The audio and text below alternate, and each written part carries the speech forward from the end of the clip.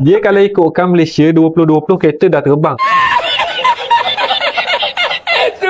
Mitos-mitos juga macam ada tanda-tanda. Adakah beberapa tahun akan datang lagi petrol takkan diguna pakai? Semua kereta elektrik ke? Berapa tahun cuba kau cakap? 20 tahun akan datang lagi.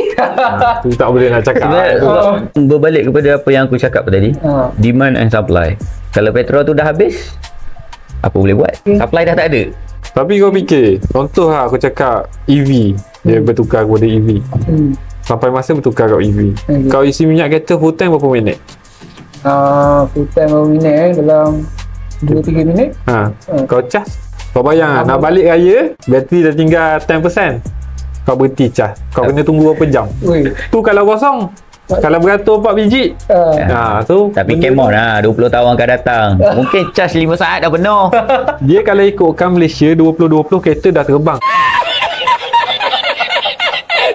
Sekarang ni kereta tak terbang lagi. Patutnya 2020 dah terbang kan. Alamak.